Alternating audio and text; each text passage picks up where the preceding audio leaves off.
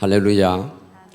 오늘 3부 예배 오신 여러분들에게 우리 주님이 주신 은혜와 평강이 넘쳐나기를 간절히 소망합니다. 오늘 본문이 고린도후서 10장 3절로부터 6절인데 5절로부터 6절을 보면 복종이라고 하는 단어가 몇 번 나오죠? 3번이 나와요. 모든 생각을 사로잡아 그리스도에게 복종하게 하니 5절 말미에 나오죠. 6절에는 뭐예요? 너희의 복종이 온전하게 될 때에, 너희의 복종이 온전하게 될 때에 모든 복종하지 아니하는 것들을 벌하려고 내가 준비 중에 있다.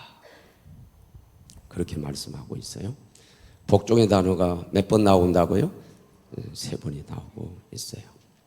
특별히 5절 말무에는 모든 생각을 사로잡아 그리스도에게 복종하게 하니. 한번 따라해 볼까요? 사로잡아.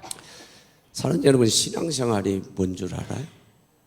여러 가지로 정의할 수 있지만은 오늘 이 시간 이 복종, 그리스도에게 복종이라고 하는 이 말씀과 관련해서 신앙생활은 그리스도에게 복종하는 것이다.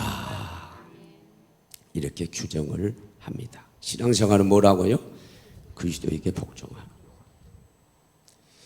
어떤 것은 사로잡아야 돼. 아예 사로잡아가지고 안 되더라도 억지로라도 사로잡아서 강제로라도 포로 삼아가지고 어떻든 간에 그리스도에게 복종하는 삶을 살아가는 거, 그게 신앙생활이라 그런 얘기예요. 또 그렇게 하면 하나님께서 은혜를 주시고 복을 주실 줄로 믿습니다. 그런 사람이 베드로예요. 베드로. 이 누가복음 5장 얘기를 제가 계속하네요. 지금 누가복음 5장에 보면 베드로가 3번 3종의 복종을 해요. 3번 복종을 해서 만선의 복을, 물질적인 복, 육적인 복을 경험하고 수제자가 되어지는 영적인 복을 받게 됩니다. 여러분, 3가지 복종 뭡니까? 먼저 배를 내놔라. 예수님께서 바닷가에 많이 백성들이 모여 있는데 이 백성들의 말씀을 효과적으로 전하는 바닷바람을 이용해서 말씀을 전하기 위해서 배를 띄워가지고 강단을 삼아서 말씀을 전하시려고 그랬던 거예요. 베드로가 밤새도록 고기잡이를 했죠. 한 마리도 못 잡았어요. 고기잡이가 됐다면은 피곤을 그래도 잊어버릴 텐데 얼마나 피곤했겠어요. 배를 아마 끌어올렸을 거예요. 그렇게 추측이 돼요. 그런데 배를 띄우라는 거예요. 참 어려운 거잖아요. 그대로 순종하고 복종합니다. 2번째로는 말씀을 마치시고 난 다음에 보상해 주시기 위해서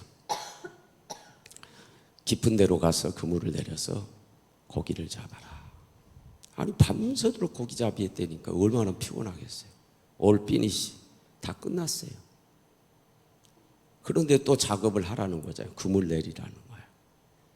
귀찮고 힘들지만 거기 참 힘들다라고 하는 표현이 나와요. 밤새도록 수고했지만 한 마리도 못 잡았다 그러잖아요. 여기 고기 없다는 얘기예요. 인간적으로 하기 싫다는 그런 거 있는 거예요. 그런데 말씀을 의지하여 그물을 내리리이다. 복종했어요. 복종했어요. 그랬더니 물고기를 가득 배에 채워주셨잖아요. 만선의 복, 물질적인 복, 육적인 복.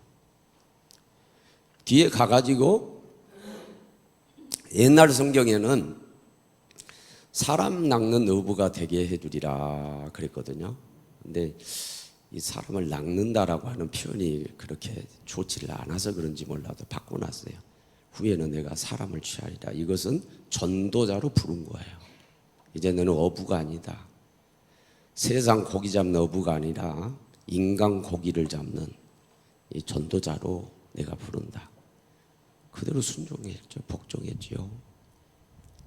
배도 집어던지고 그물도 집어던져버리고 예수님을 따라간 줄로 믿습니다. 그래서 수제자가 되고 마태복음 16장에 천국 열쇠를 거머쥐잖아요. 내가 땅에서 풀면 하늘에서 풀릴 거고 내가 땅에서 매면 하늘에서 매일 거다. 천국 열쇠를 거머쥐잖아요. 영적인 복을 받았어요. 왜 그랬어요? 그리스도에게 그대로 복종하니까 그렇게 됐어요.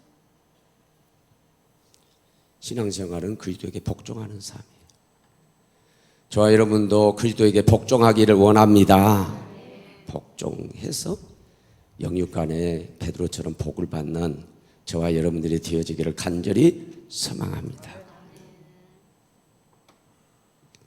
민수기 6장 24절로 26절에 보면 하나님의 3대 소원, 이스라엘 복 주시기를 원하시고 은혜 베푸시기를 원하고 평강 주시기를 원하시고, 하나님 아버지는 육적인 아버지가 자녀가 잘 되기를 바라는 것처럼 우리가 잘 되기를 바라는, 그게 하나님의 소원이에요. 마귀는 어떨까요?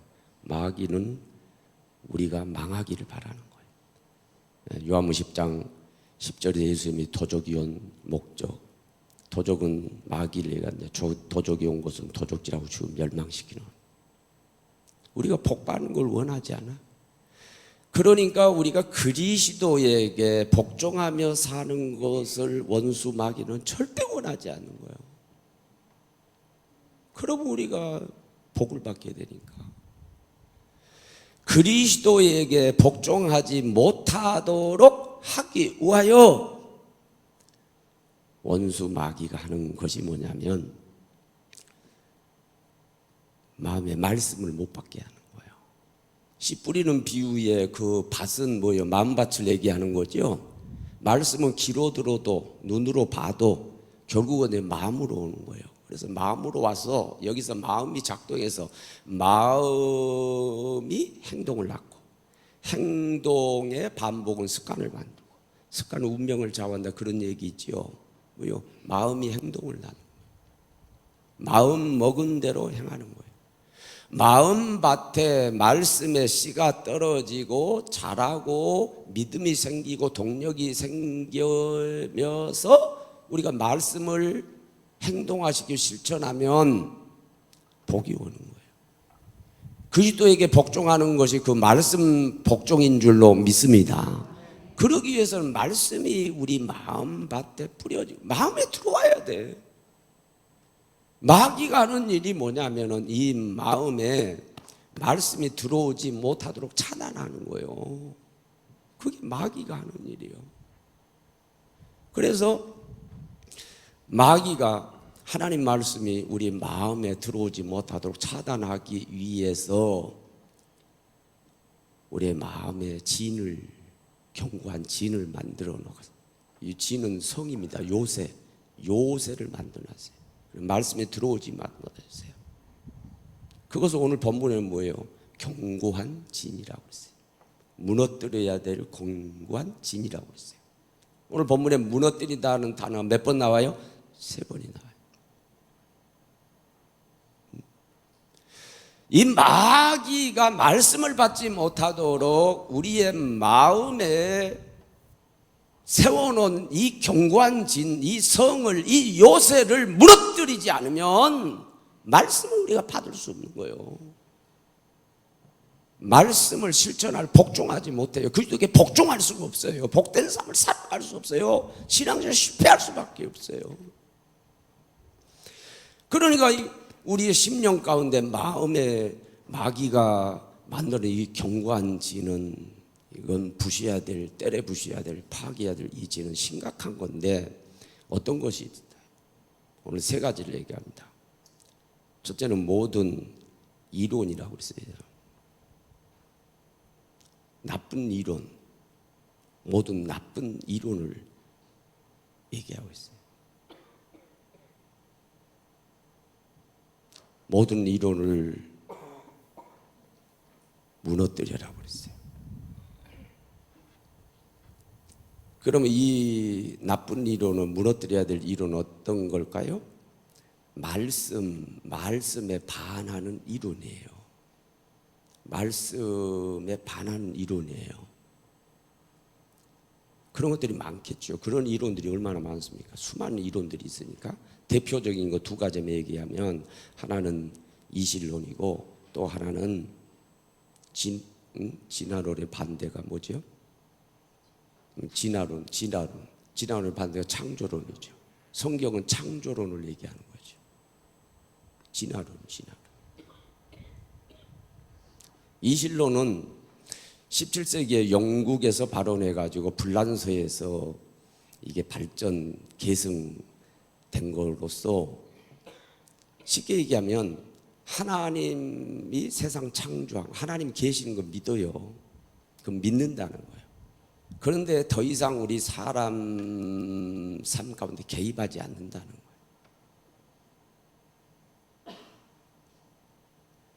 더 이상 개입하지 않는다는 거예요. 그런데 이게 성경적이지를 못하죠. 그래서 제가 이거에 대해서 설명하면서 그런 얘기했어요. 시계를 분명히 만들었어 누가. 시계를 만들었는데 나한테 팔아먹고 난 다음에는 이제 관여 안 해. 이게 전혀 관여해. 똑같아. 하나님이 이 세상 다 창조했단 말이에요. 이 피조물 다 창조를 했는데 하나님이 더 이상 관여하지 않는 거예요. 우리 사람도 하나님이 창조하신 거 맞지만은 우리의 삶에 더 이상 관여하지 않는다는 거예요. 또 다른 데 가가지고 또 다른 창조 역사를 하고 계신다는 거예요. 우리 아무 상관이 없다는 거예요. 성경적이에요? 아니죠. 사무엘상 2장 6절 7절에 보면 한나가 기도해가지고 하나님의 기적으로 사무엘을 얻고 그 소원한 대로 젖을 뗀 다음에는 하나님 앞에 갖다 실로 성전에 바쳤죠. 너무너무 감사하니까 하나님을 찬양하는 내용이 그 2장에 나와요. 6절 7절에 하나님은 죽이기도 하시고 살리기도 하죠. 음부에 내리기도 하시고 하늘나라에 올리기도 하시고 가난하게도 하시고 부하게도 하시고 모든 주권이 누구에게 있느냐? 하나님에게 있다는 거예요. 한나가 그걸 체험한 거예요. 체험했어요. 기도를 통해서 그 계시를 받았는데 기도하니까 누구예요? 실로 성전에 있는 그 제사장을 통해 가지고 들었잖아요. 그건 계시예요. 그리고 하나님께서 기적적으로 불임 상태에 있었는데 사무엘을 낫게 했잖아요. 자기가 경험한 거예요. 그냥 하나님은 살아계실 뿐만 아니라 내 삶에 개입한다는 거예요. 계시도 주시고 기적도 주시고 생사복을 주관하신다는 거예요. 그 하나님을 찬양했어요. 그게 우리가 믿는 신앙인데 이 실로는 뭐냐? 하나님이 창조한 거 맞아. 창조한 건 맞지만은 더 이상 하나님은 개입하지 않아. 하나님은 너희에게 계시를 주시지 않고 하나님은 너희에게 더 이상 기적을 베풀지 않아. 어떤 일도 안 하셔. 착각하지 마. 이게 뭐예요? 이게 17세기에 영국 18세기에 불란서에서 있었던 이실론 하나의 실론이죠. 그게 뒤에는 이게 이제 무실론으로 발전합니다. 진화론. 찰스 다윈이 종의 기원이라고 하는 곳에서 생물 진화론을 강조를 했죠. 모든 것 진화한다. 그래서 선생님들이 옛날에 어렸을 때 이 진화론에 대해서 가르치면서 하는 얘기가 뭐냐면 우리 사람이 어디서 있냐 단세포 아메바로부터 시작이 돼가지고 이게 계속해서 진화를 해서 원숭이, 고릴라 해서 진화해서 사람 됐다. 그 진화론이죠. 맞아요? 아니죠. 예. 성경 제일 먼저 어떻게 태초에 하나님이 천지를 창조하시니라. 아멘. 마지막으로 사람을 창조하신 줄로 믿습니다. 창세기 2장 7절에 하나님이 흙으로 사람을 빚어 만드시고 생기를 불어넣으시니 생명이 된지라. 우리가 무슨 아메바로부터 왔어요? 우리 조상이 무슨 원숭이에요? 여러분 이건 하나의 가설 이론인데 이게 버젓이 학생들에게는 이게 사이언스, 이게 과학이에요. 과학으로 받아들이는 거예요. 과학으로 받아들이는 거예요. 그러면 사실 진화론을 가르치려면 책에다가 창조론도 넣어야 되는 이런 이론도 있다. 안 가르쳐요. 근데 우리는 어렸을 때부터 그 사이언스로, 과학으로 우리가 그 받아들이고 왔단 말이에요. 애들이 다 그렇게 생각해요, 지금. 여러분, 이런 이론이 경관진이 돼가지고 지식으로 우리의 심령 가운데 딱 박혀 있으면, 이게 요새가 이게 돼 있으면 하나님 말씀이 안 들어와요. 거부되어지는 거예요. 되질 않아요. 하나님이 천지를 창조하셨어요. 저와 여러분도 창조하신 줄로 믿습니다. 하나님은 우리와 상관없이 다른 데 멀리 계시는 것이 아니라 지금 여기에 우리 하나님이 계시고 우리에게 계시를 주시고 우리에게 기적을 베푸시고 우리를 복된 길로 이끌어 가시는 거예요. 그걸 믿어야 돼요. 그걸 믿으시기를 바랍니다. 그렇지 않으면 이게 말씀을 받을 수가 없다니까요. 또 하나는 하나님 아는 것을 대적하여 높아진 것을 무너뜨리고, 하나님 아는 것을 대적하여 높아진 것, 이게 하나님 지식에 대해서 높아진 거거든요. 여러분, 우리가 하나님을 아는 것은 얼마나 중요해요. 신지식을 갖는 건 얼마나 중요한지 몰라요. 근데 무용성을 얘기하는 거예요. 하나님 알아봤자 뭐해? 응? 하나님 안다고 그래가지고 밥이 나오냐 떡이 나오냐? 불신자들 그렇게 얘기했죠.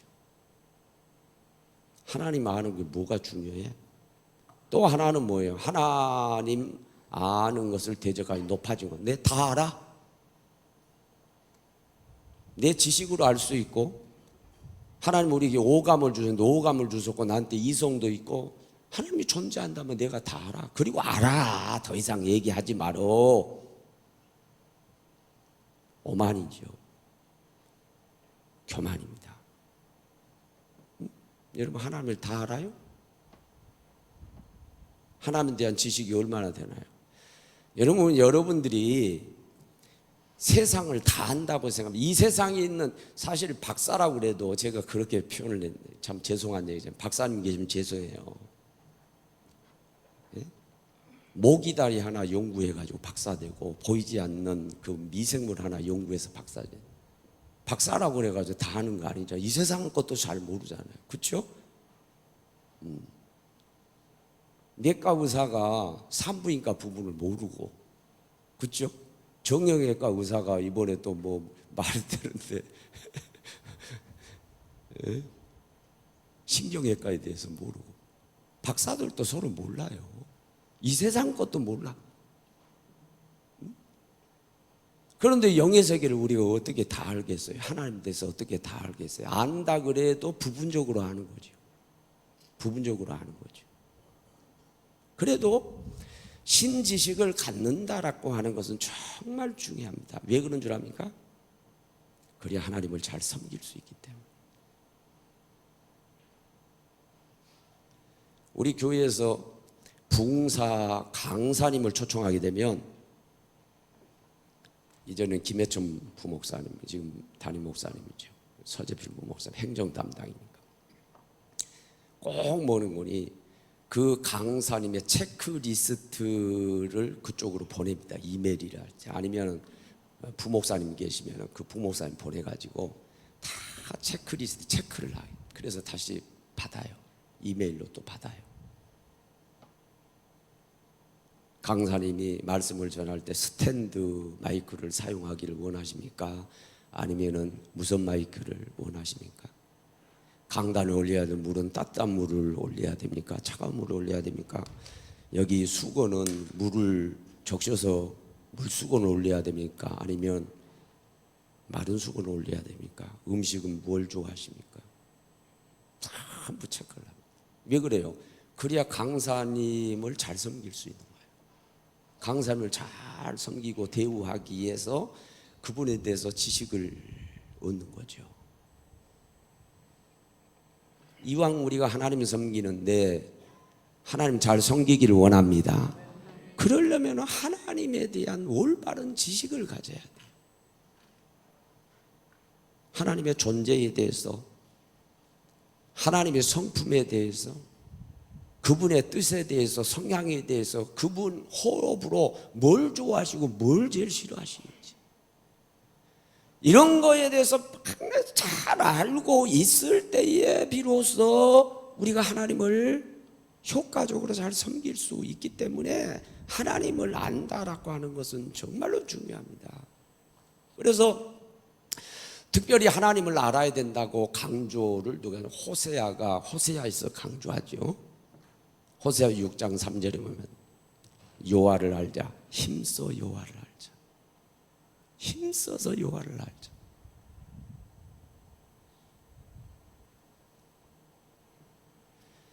그래서 우리가 하나님을 잘 알아야 되겠는데, 신지식을 가져야 되겠는데, 우리 계속해서 또 이 부분도 제가 인용을 하게 되네요. 요한복음 1장 1절. 태초에 말씀이 계신데 말씀이 하나님이다. 그 말씀이 육신이 되어 우리 가운데 계시는 그분이 예수님이에요. 독생하신 예수님이다. 14절.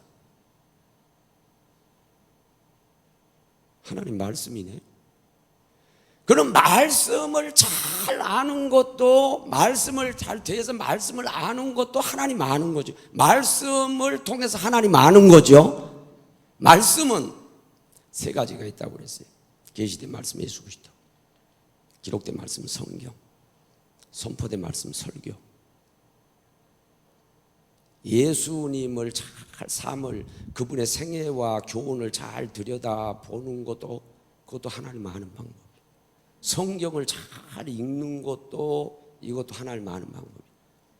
오늘 이 시간에 하나님께서 지광식 목사를 통해서 이제 선포된 말씀, 설교를 듣게 하셨는데, 이것도 하나님 아는 방법 가운데 하나인 줄로 믿습니다. 이렇게 말씀을 통해서 우리가 하나님 알 수 있어요. 그것도 좋은 방법이에요.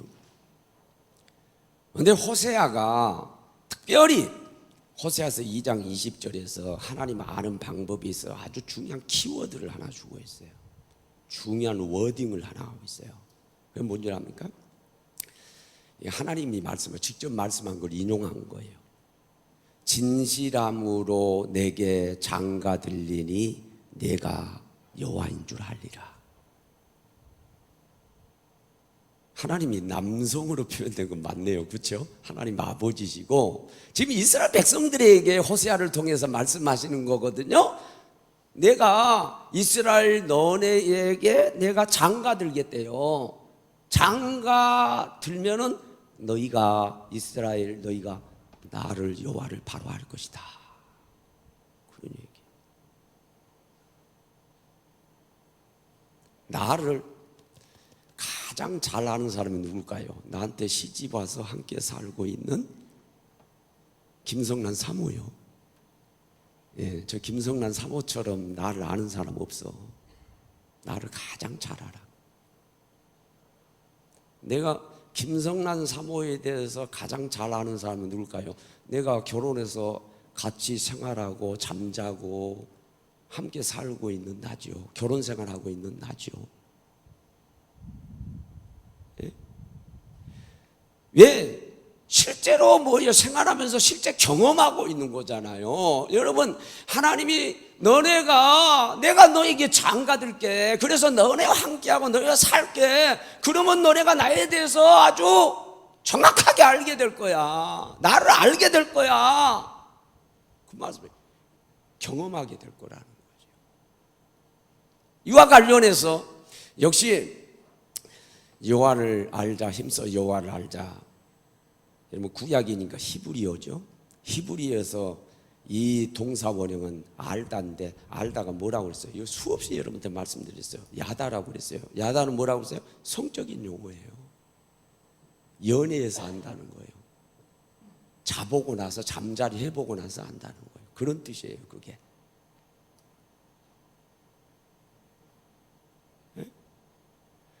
여러분, 우리가 지식을 얻는 데 있어서 책을 통해서 지식을 얻을 수도 있고, 누구한테 강의를 들어서 얻을 수도 있고, 요즘처럼 말이죠, 인터넷 서핑을 해가지고 지식을 얻을 수도 있지만은, 가장 정확한 지식은요, 내가 직접 경험해 보는 거예요. 그거 이상 좋은 지식이 없어요. 최고의 지식이에요. 그러니까 백문이 불여일견이라고 하는 것도 그거예요. 내가 한번 경험한 거, 한번 보는 거, 듣는 것보다 경험해 보는 것 좋다는 그런 뜻이죠. 하나님은 알기를 원합니다. 하나님은 나에 대한, 나 여호와에 대한 지식을 가지라는 거예요. 나에 대해서 잘 알아라는 거예요. 그러게 우리가 말씀을 통해서도 알 수 있고 여러 가지 방법이 있지만은, 성경은 우리에게 요구하는 게 뭐냐? 나를 경험하라는 거예요. 경험해서 알아라는 거예요. 우리 기독교를 뭐라고 얘기합니까? 체험의 종교라고 그렇게 얘기하는 거예요. 하나님에 대해서 100마디 듣는 것도 중요하지만 내가 하나님 만나보는 거예요. 그분의 역사를 경험해 보는 거예요. 그분이 주시는 선물, 은사를 체험해 보는 거예요. 방언이 됐던, 병고침의 은사가 됐던, 환상이 됐던, 어떤 게 됐던 그 하나님을 경험해 보는 거, 보던 음성을 듣던 이 체험해 보는 것이 너무나 중요해요. 그래서 체험을 강조하잖아요. 하나님 만나라고, 성령을 체험하라고, 은사를 받아라고. 근데 일부 성도들 가운데는, 여러분 교회 다니는 분들이 세 부류예요. 교인이 있어요. 교회 등록하면 누구나 교인이에요. 두 번째는 성도가 있어요. 뭐예요? 성도는 성령 받아서 변화받은 사람. 그보다 더 높은 데는 제자예요. 제자. 이제 삶을 헌신하면서 바치면서 드리는 사람이죠. 여러분, 교인 수준에 머물러 있다가 하면은요, 충분히 그럴 수 있어요. 아니, 왜 저렇게 유난스럽게 예수를 믿어? 무슨 부르짖어 기도하자고 그러고, 무슨 방언 뚜뚜 땄다 하고 흔들어대고, 저거 품이 없이 뭐 저러는 거야? 저거 무당같이 푸닥거리 하는 것처럼 딱 선을 그어놓고, 하나님에 대한 더 깊은 지식을 안 가지려고 하는 사람, 이게 뭐예요? 하나님 아는데 대적해서 높아진 오만일 수 있어요. 하나님 알기 위해서, 신지식을 갖기 위해서 어떤 것도 할 수 있는 저와 여러분들이 되어지기를 원합니다. 그것은 정말로 중요합니다. 중요해요. 이거 뭐 무너뜨려야 된다. 이 오만, 이 교만을 깨뜨려야 된다는 거예요. 그리고 또 하나는 모든 생각입니다. 모든 생각을 사로잡아 그 속에 복종하게 하니 그랬어요. 모든 생각. 생각이 뭐예요? 사상이죠. 요한복음 13장 2절에 보면, 마귀가 가룟 유다의 마음에 예수를 팔려는 뭘 넣었어요? 생각을 넣었어요. 생각을 넣어서 그거 딱 그 진을 치게 만들어 가지고요, 마귀가 말씀 못 받게 하는 거죠. 실제로 예수님께서 그 이후에 계속해서 가룟 유다에게 계속해서 깨우치려고 말씀에도 안 듣잖아요. 그렇죠? 말씀이 더 이상 들어가지 않아요. 왜? 그게 이제 요새가 되고 딱 진이 되니까요, 그 생각에 딱 사로잡히면 안 되는 거예요. 이 생각은 또 다른 사상, 또 올라오면 이념, 이데올로기, 그런 거 얘기했죠. 근데 이 사상 이념이라고 하는 게, 물론 사상의 자유가 있죠. 근데 이 사상 이념, 잘못된 이념 사상에 다 붙들리게 되면은요, 이게 정말로 말씀을 받지 못합니다. 말씀이 들어가질 않아요. 그래서 오늘날 좀 문제 삼을 수 있는, 하나님 말씀을 거부하게 만드는, 문제 삼을 수 있는 그 사상들을 몇 가지 얘기하면, 세 가지 얘기할게요. 먼저 종교다원주의죠. 이게 반성경적이죠. 종교다원주의는 뭡니까? 제가 설명할 때 쉽게 설명했죠. 자, 산에 올라가는, 산 꼭대기에 올라가는 방법이 이쪽에서 올라가고 뒤쪽에서 올라가고 헬기 타고 올라가고 케이블카 타고 방법이 여러 가지잖아. 마찬가지로 하나님께 나아가는 길, 하늘나라 가는 방법도 여러 가지야. 기독교만 방법이 아니야. 불교를 통해서도 이슬람을 통해서도 가는 거야. 그 종교다원주의. 모든 종교에 구원이 있다는 거예요. 그런 방법으로 천국 극락 갈 수 있다는 거죠. 그러나 반성경적이죠. 예수님 분명히 말씀해요. 요한복음 13장 내가 곧 길이요 진리요 생명이니 나로 말미암지 않고는 아버지께로 올 자가 없느니라. 그렇게 말씀하시죠. 그러니까 우리는 기독교, 우리 예수를 믿어야만 그 방법에는 방법이 없다. 하나님께로 나아갈 수도 없고 구원받을 수가 없다. 이제 이렇게 얘기하니까 뭐요? 독선이라는 거예요. 타 종교를 무시하는 거라는 거예요. 왜 너네가 타 종교를 배타적으로 왜 그러냐 그런 얘기지. 화합하고 그렇게 해야지. 예? 다른 종교도 인정하고 그래야지. 너네가 독선적으로 왜 그러냐. 이것은요 오늘날 젊은이들뿐만 아니라 일반 사람들이 다 그렇게 생각을 합니다. 기독교는 독선적이다.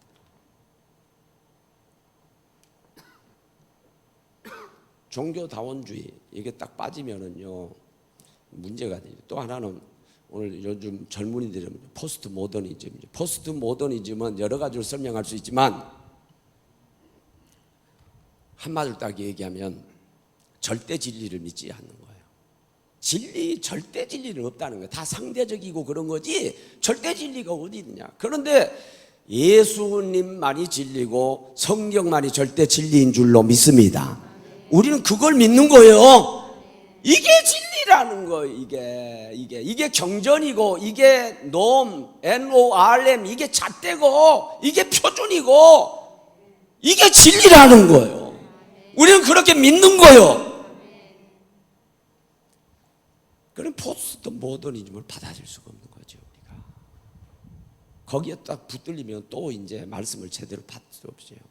치사 선택하고 이해되는 것만 받고 이해되지만 안 받고 그렇게 돼버리는 거죠. 오늘 지금 한국의 문제 어떤 의미로 교회 문제이기도 하고 가정 문제이기도 우리나라하고도 직결되어 있습니다. 왜냐하면 우리나라가 지금 사상 문제로 지금 시끄럽잖아요. 그렇죠? 우리 대한민국 원래 자유민주주의인데 지금 뭐예요? 사회주의 얘기가 나오고 뭐 청와대도 사회주의자가 들어가 있고 사회주의자는 공산주의 얘기하거든요. 지금 그래가지고 사상적으로 지금 이념이 나눠가지고 지금 난리잖아요. 이게 나라민족 문제이기도 하지만 사실은 이게 먼저 교회 문제입니다. 교회 문제. 공산주의를 세 가지로 나눌 수가 있는데 하나는 뭐냐면 말 그대로 원조죠. 막스 레닌주의입니다. 막스하고 엥겔스가 주창을 하고 난 다음에 레닌이 이것을 발전 계승을 한 거죠. 막스 레닌주의라고 그렇게 얘기하는데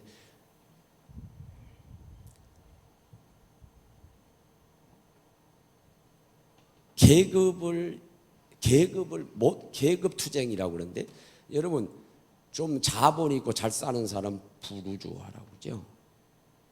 그리고 노동자 계급 못 사는 계급을 프롤레타리아라고 그렇게 얘기하죠. 근데 프롤레타리아 노동자 계급이 혁명을 일으켜 가지고 없애요. 자본주의자들. 그러니까 이 부르주아들을 없애야 된다는 거예요. 그리고 평등 사회를 만들어야 된다는 거예요.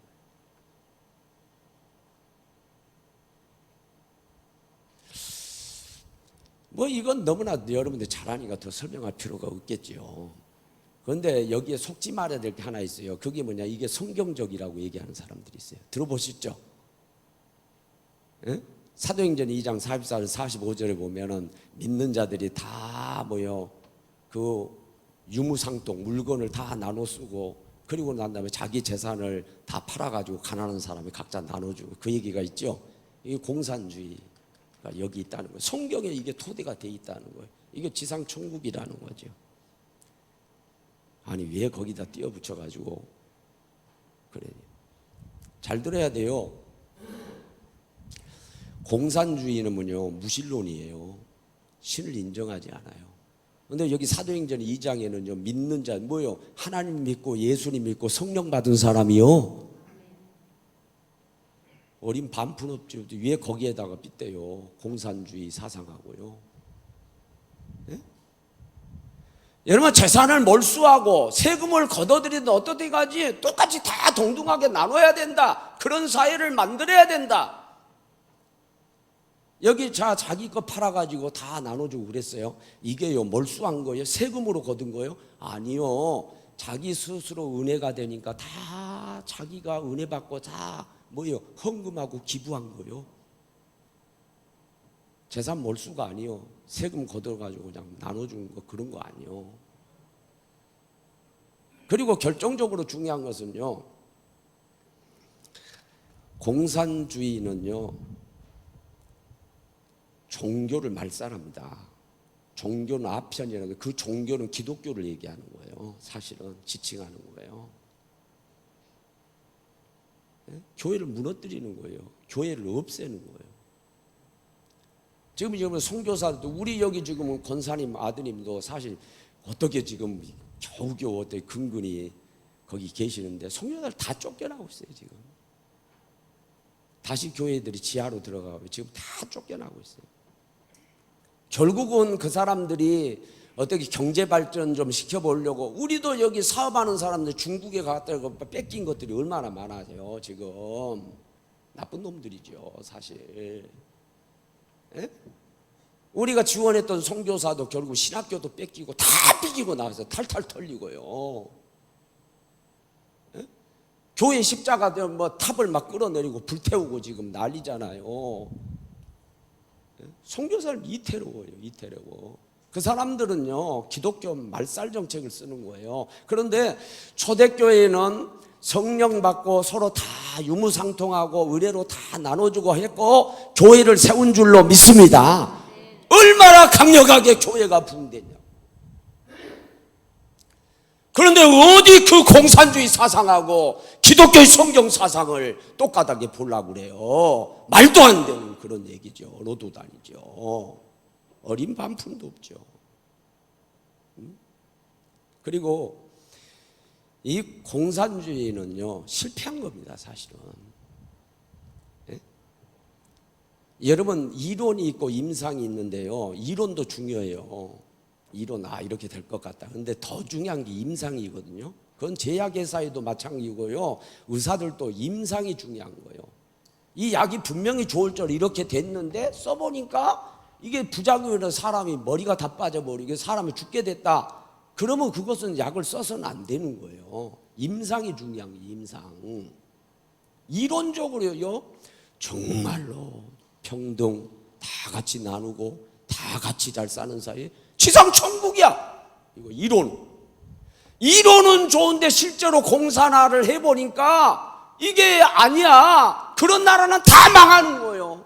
역사 가운데 우리가 증명이 지금 되고 있는 거예요. 예를 들어서 그럴 수밖에 없죠. 자, 4명이 있어요. 4명이 있는데 이 사람은 가장 적게 생산해요. 능력이. 여러분, 이 세상에 나올 때 IQ부터 우리가 다르게 나오잖아요. 키가 크게 여러분들은 크게 나오는데 나는 왜 이렇게 적게 나와서? 이게 다 달라요. 나올 때부터 그렇게 돼 있는 거예요. 그러니까 결과도 달라요. 생산을 뭘 생산하고 노동해서 생산하면 결과가 달라.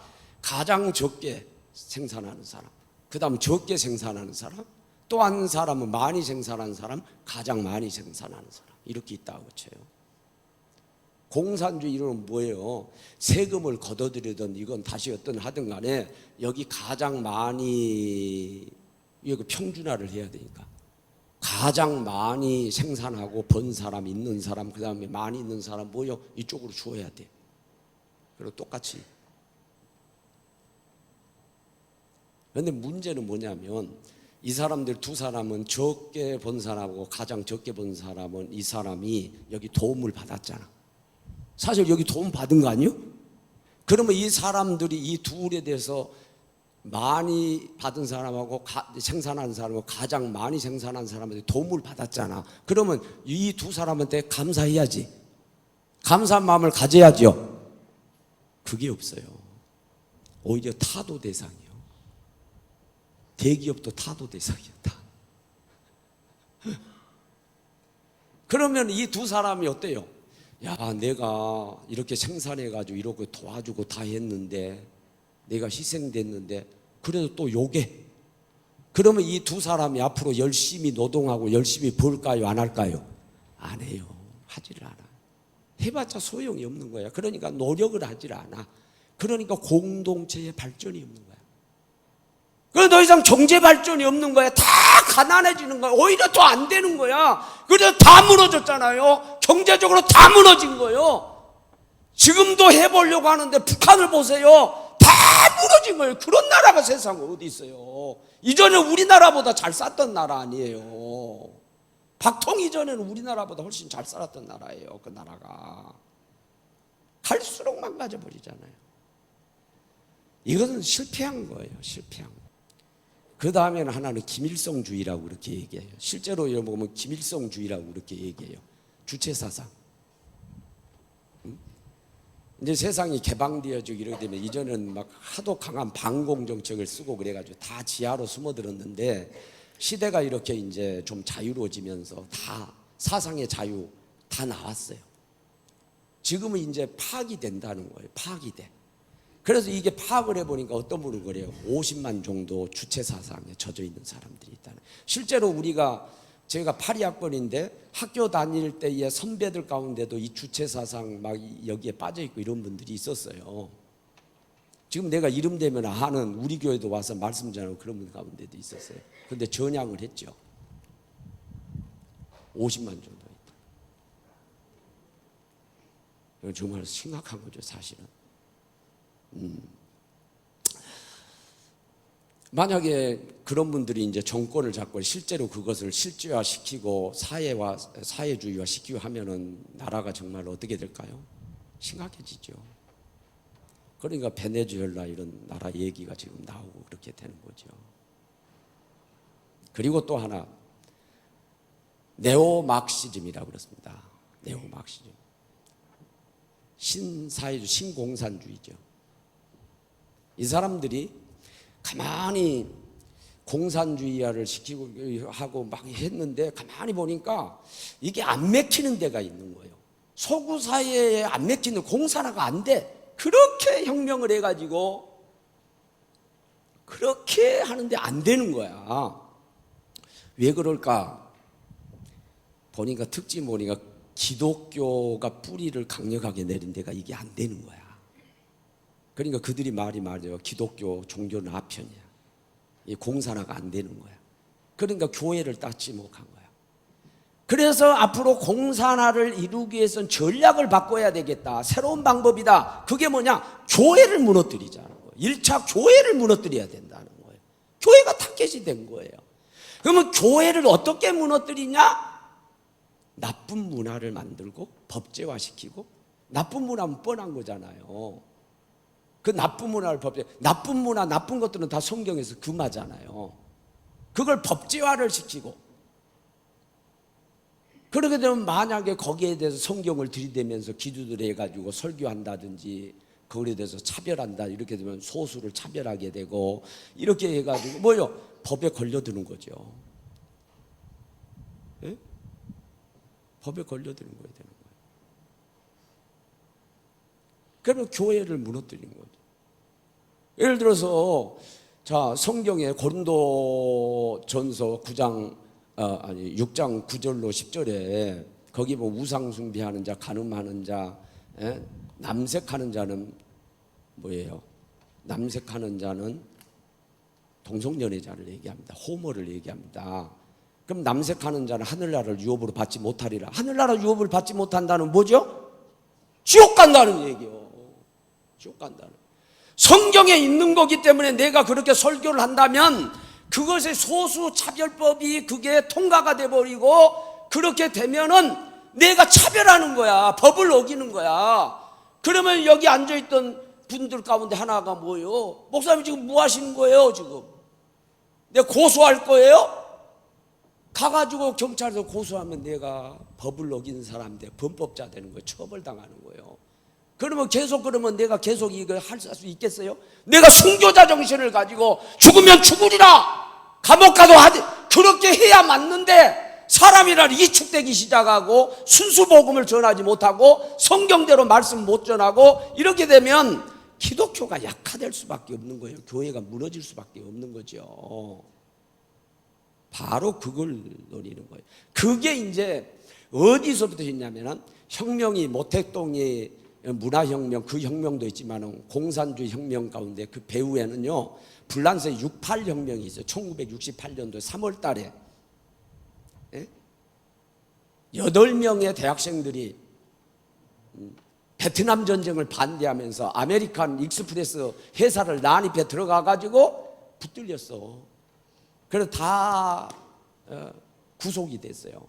그러니까 소르본 대학이라고 하는 불란서 그 대학에서 학생들이 몇 명이 학장실을 점검을 해가지고 이 사람들 풀어줘라.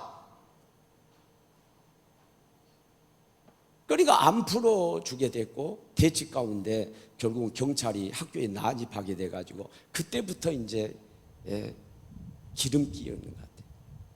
그래서 이 학생들이 화가 나가지고 밖으로 나갔어요. 학교가 아니라 학교 밖으로 나가서 데모를 하는데 그때 데모를 하는데 진압 과정을 생중계를 해버린 거예요. 생중계를 한 가운데 막 주먹으로 막 군인들이 군화로 짓밟고 이런 게 그대로 생중계되고.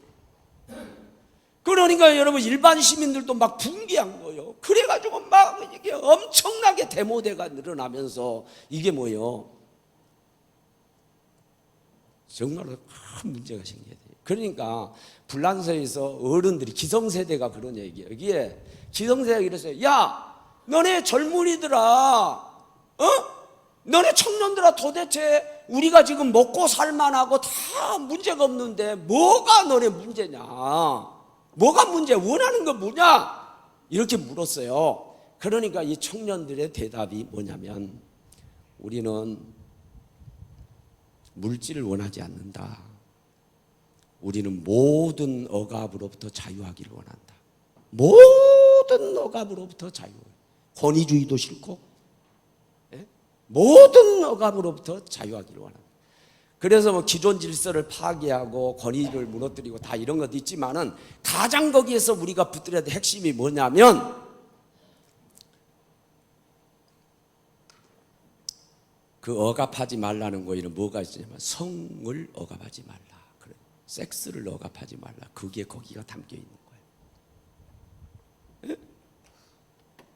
우리를 행복하는 것 가운데 성이 섹스가 있는데 그것을 본성에 따라 하고 싶은 대로 우리 하라고 놔둬라. 왜 그걸 억압하냐? 그거 프리섹스죠. 이게 지금 아내가 있는데 얘기를 해야 될지 모르겠네. 내가 이번에 집회 갔잖아요. 선교사 한 분이 거기 중요한 단체 책임 선교사입니다. 이분이 제 집회 참여해서 감사하게 은혜를 받았는지 나 선교사님한테 그런 대우를 받아본 적이 없어요. 선교사님은 대부분 주시오. 그러니까 뭐 만나면은 여비 드려야 되고 봉투 드려야 되고 대부분 그렇거든요. 내가 선교사님을 통해서 대우받은 건 나 처음이에요. 예? 밤늦게 예? 호텔에 도착하고 그렇게 됐는데 먹을 데가 없지요. 못 먹고 비행기 타고 와가지고 당신 집으로 다 갔다가 찌개 그 밤늦게 아마 뭐 11시 12시 됐는지 몰라요. 그 사모님이 막 그냥 다 해줘. 이제 돌아오는 길에 그렇다 그런 얘기예요. 다 해주고 말이죠. 호텔까지 픽업해주고 공항까지 픽업해주고 전부 다 그냥 티켓팅 해주고 모든 걸 다 도와줘요. 너무너무. 그래서 내가 꼭 오시면 우리 교회 오시라고. 내가 감동 먹었어요. 선교사들 뭐 달라고만 그러지요. 그렇게 베푼 부분을 못 봤거든요. 근데 그분이 나를 픽업하는데 그 차에 보니까 뭐라고 써 있어요. 근데 영어가 아니야. 거기는 포르투갈어, 스페인어 두 언어를 쓰는데 포르투갈어인지 언어인지 몰라. 이게 선교사를 왜 이거 붙이고 다니세요? 그랬어요. 그런데 이게 무슨 뭡니다라고 얘기하기 전에 이걸 하게 된 배경에 대해서 먼저 얘기했어요. 그러니까 뒤에 배경을 듣고 보니까 이거 대강 뭐라고 하는 걸 알겠더라고. 그 나라는 얼마나 심각하냐. 저도 직접 경험을 했는데 비행기 타려고 줄을 이렇게 서 있는데요. 막 친하게 대화를 하고 막 이 애인 같기도 하고 그 부부 같기도 해요. 그렇게 친하게 막 대화를 하고 하는데요. 아니야. 애인도 아니고 부인도 아니야. 내가 선교사님 말씀 듣고 그 이해가 됐어요. 그렇게 막 서로 그냥 이무롭게 다 한대요. 그러놓고 눈 맞아가지고 마음에 맞으면은 데이트하자 그래가지고 원나잇 하면 가서 잠잔대요. 거의 그렇대요. 그리고 그 뒷날은 아무렇지도 않대요. 이게 그냥 그렇게 확산이 돼 있다는 거예요. 완전 프리섹스 문화죠. 그게 다 확산이 돼 있다는 거예요. 그래서 젊은 애들, 대학생 애들도 다 그러고 심지어는 그 선교회 소속돼서 온 애들도 그러고 그렇다는 거야. 그러니까 이게 안 되겠다 싶어가지고 거기다가 이제 써붙이는 거예요. 예를 들면 그런 내용 같아요. 프리섹스는 죄다. 원나잇은 죄다. 그런 거예요. 그러니까 얘들이 놀라 자빠진 거예요. 그걸 그렇게 쏘고 다니니까. 그래서 거기는 캐톨릭 국가 아니요. 얘들이 놀라가지고 신부님한테 간 거죠. 아마 사진 찍어서 갔을 몰라요. 아니 어느 선교사님, 한국 선교사님이 이렇게 써가지고 하는데 이게 진짜 프리섹스가 죄고 원나잇이 죄입니까? 캐톨릭 거기도 신부들 문제가 많죠. 내가 입에 담지 못해요. 썩을 대로 썩은 거예요. 그런데 이분이 대답이, 이 신부님 대답이 성경에 맞다. 죄다. 죄다. 그런데 그렇다고 그래가지고 차에다가 그걸 쏟고 다니는 그 사람은 더 웃긴 사람이다. 그런 얘기야. 예. 이런 문화죠. 이런 문화. 이런 문화, 프리섹스 문화에서 뭘로 가는 줄 알아요? 동성애로 가는 거죠.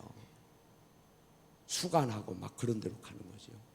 마음대로 한다는 거죠. 마음대로. 네?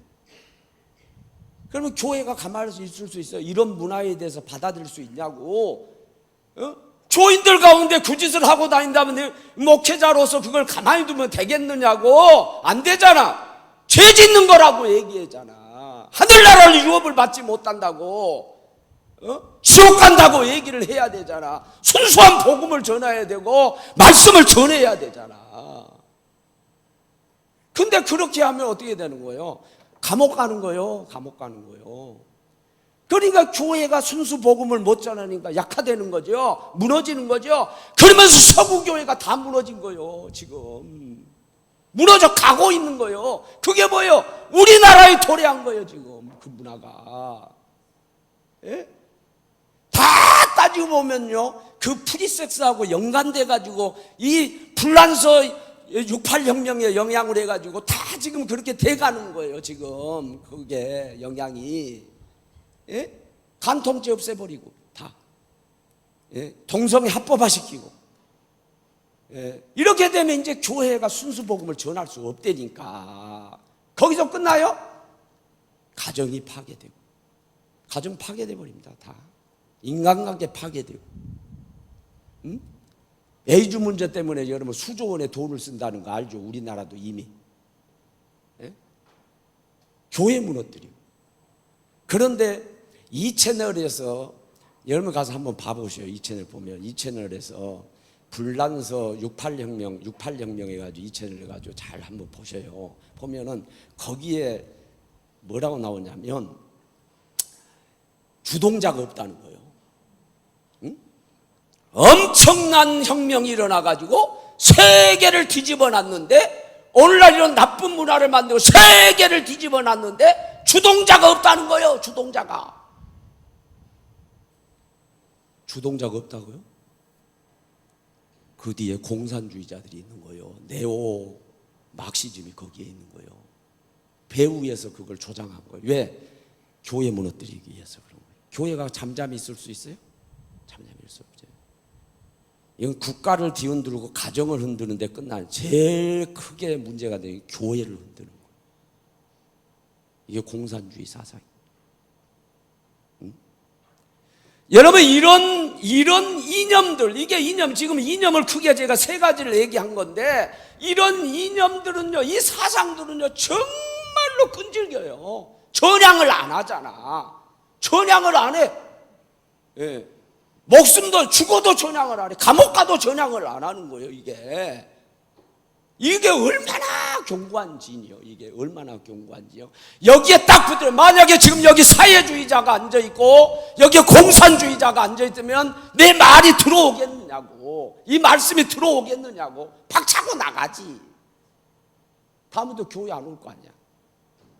말씀을 못 받아요. 우리의 삶은 뭐요? 그리스도에게 복종하는 것인 줄로 믿습니다. 사로잡아야 돼. 사로잡아야. 생각을 사상도 사로잡아야 돼.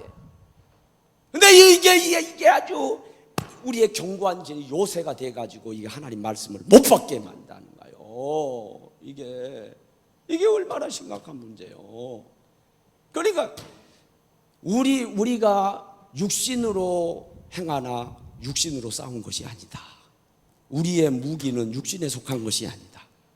이게 뭐 육신의 것으로 되는 게 아니에요. 이거 왜? 마귀가 갖다 놓는 진이기 때문에 그런 거예요. 마귀가 갖다 놓은 생각이요, 마귀가 갖다 놓은 사상이기 때문에 육신의 것으로 해결되는 게 아니에요. 우리의 무기는, 싸우는 무기는 육신에 속한 것이 아니라 오직 뭐예요? 오직 경관진을 무너뜨리는 하나님의 능력이라. 하나님의 능력이라. 하나님의 능력으로만 가능하다. 하나님의 능력. 예? 벌써 몇십 년이 됐네요. 그리고 이게 되면 30년이 된 것 같아요. 1990년도에 8월달에서 2월달이니까 몇 개월, 6개월이네.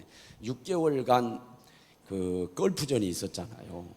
이라크가 쿠웨이트를 침공한 것 때문에 미국이 연합군을 형성해 가지고 전쟁이 벌어졌죠. 여러분, 뭐 연합군 미국은 그러니까 미국이 주축이니까 뭐 압도적으로 승리했죠.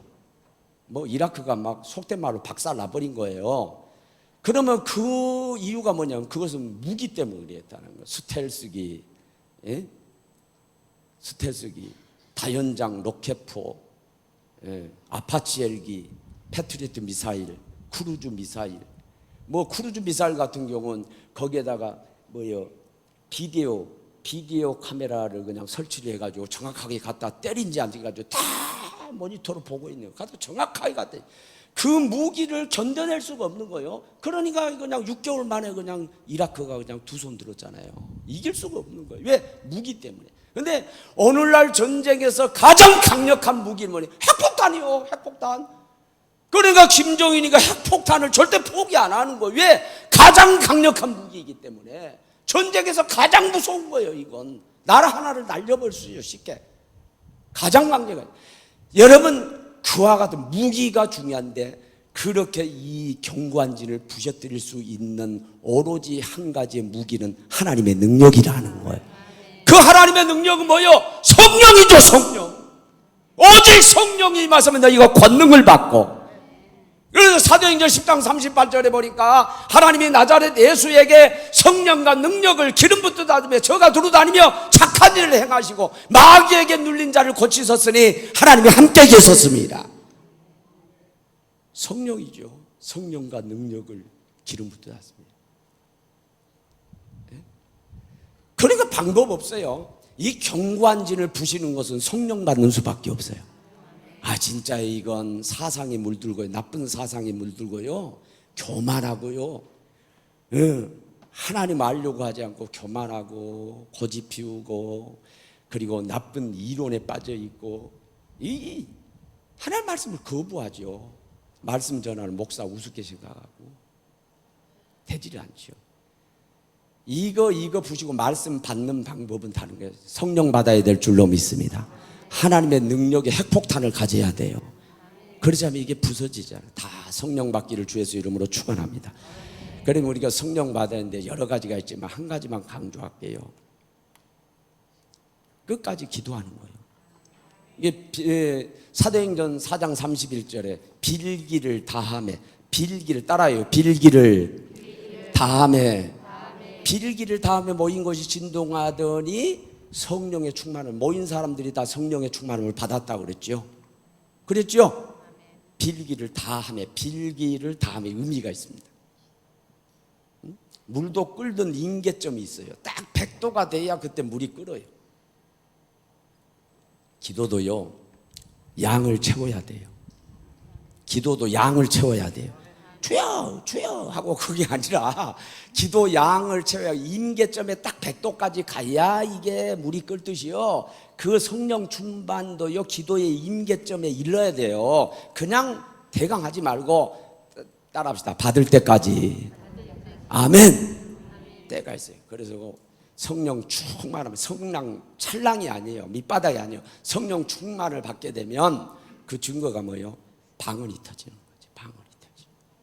그런 역사가 일어나고, 그래서 여러분 다 그 하나님의 능력으로 인해 가지고 우리 마음속에 사탄이 만들어놓은 경관진을 다 무너뜨리고 그리스도에게 절대 복종하며 복된 인생을 살아갈 수 있기를 주의 이름으로 축원합니다. 할렐루야. 찬양합니다.